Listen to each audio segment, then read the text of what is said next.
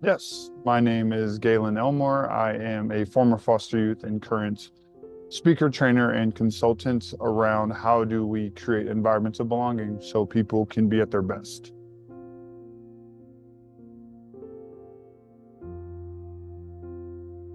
Yeah, I would say the people who helped me navigate it the best were people who are not a part of it. So it was coaches, it was teachers, it was support staff at schools, friends, parents, people that kind of created this sense of community for me during a time in my life where community wasn't a stable idea. Um, so yeah, it was the unsuspecting people that offered that, and that's why I'm so passionate about what I do.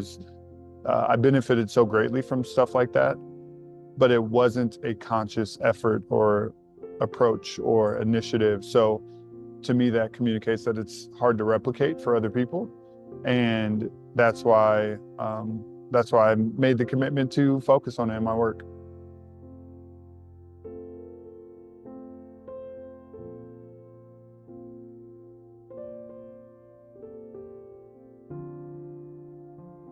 Yeah, I mean, I think depending on the age range we're talking about, that looked different.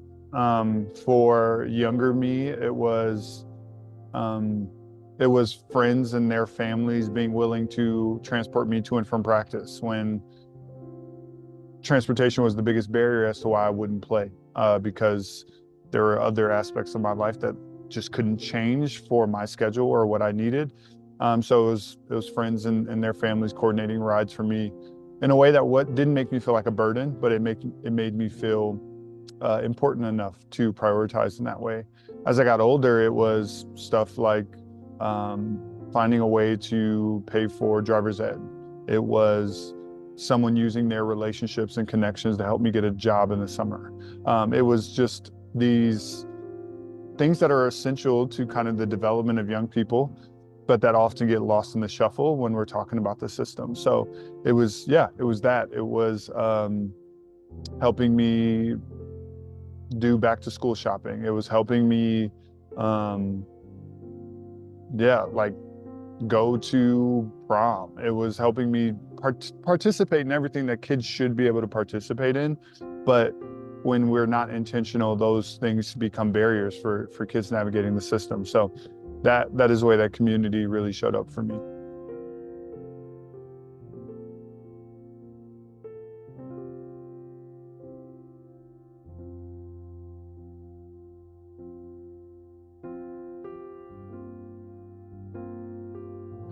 I would say in any formal foster care setting, I don't know if that was a feeling I ever had.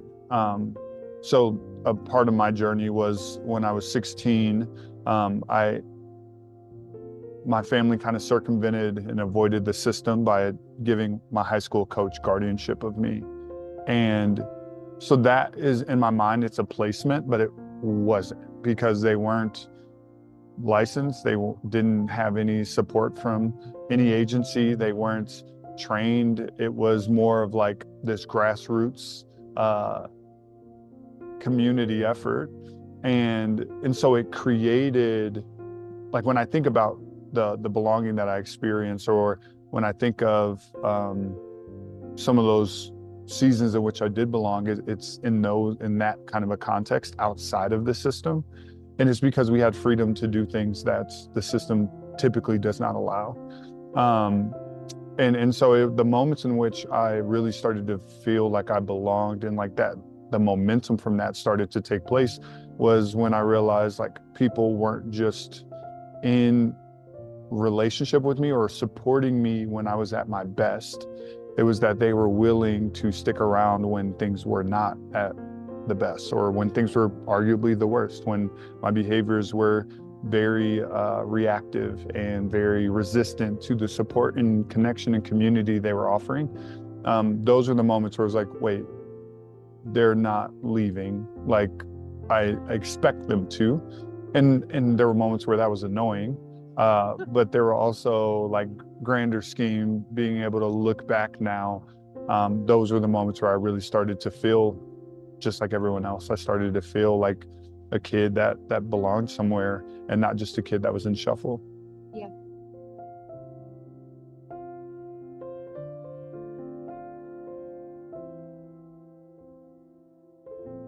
Yeah, I think belonging, one, on this human need level is just essential.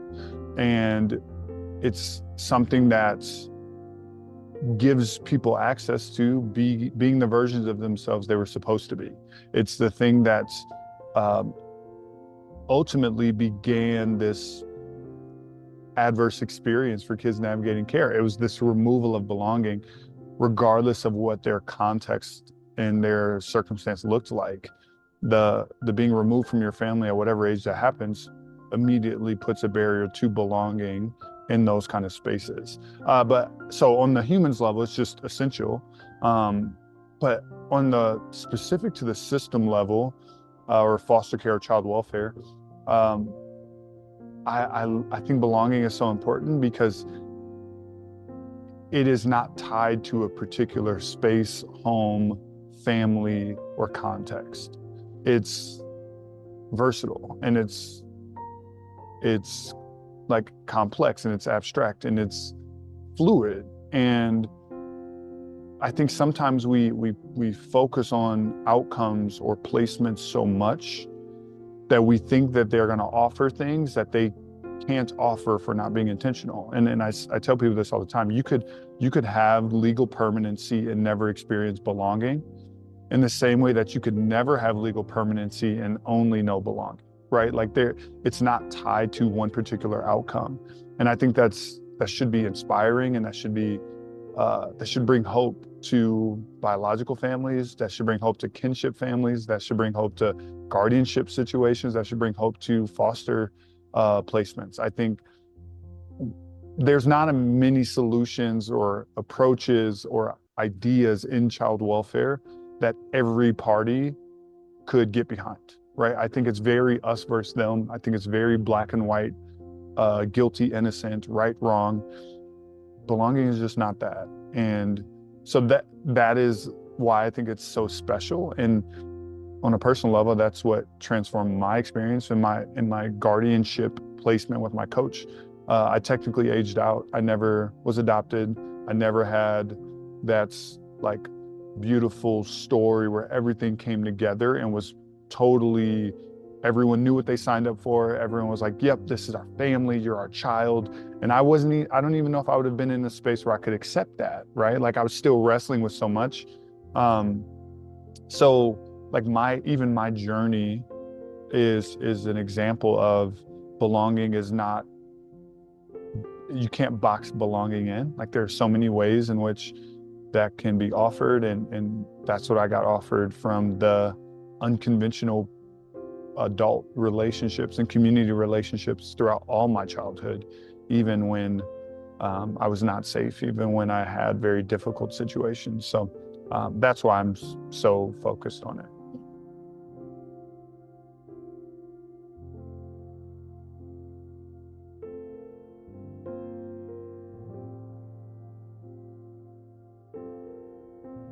Yeah, I think simply from the fact of like being a third party, like organization, agency within the system that is solely prioritizing connection and relationship, and finding a way to institutionalize it, right?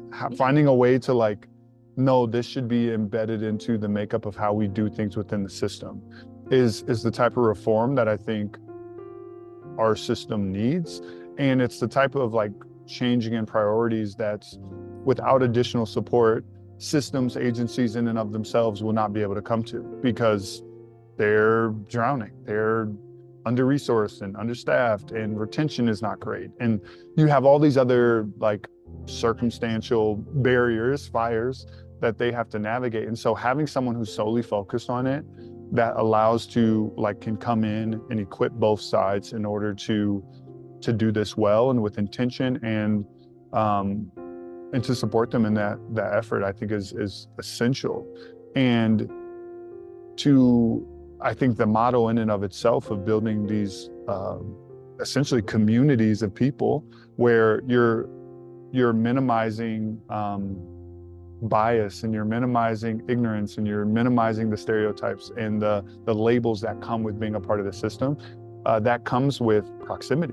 and being connected to people who aren't necessarily in the same spaces that you are. So not only on the family level is the prioritization of relationship, belonging, connection, community, like this kind of revolutionary approach, is not only on that level as it's happening, but then you have the kind of broader community that's being impacted by it, which then will trickle into schools and other things, and it changes the stigma that comes with being in that, which if we can remove some of the stigma, the shame that comes with being in that space, I think belonging is just on a grander scheme way more accessible for people. And so I think the approach of it being very individualized, and that's something that's really heavy in the research around belonging, that belonging is it's a intimate relationship one-on-one, but it's also constantly referencing like this extended community that we need access to. And I think that model, the Mockingbird Society model, is doing just that.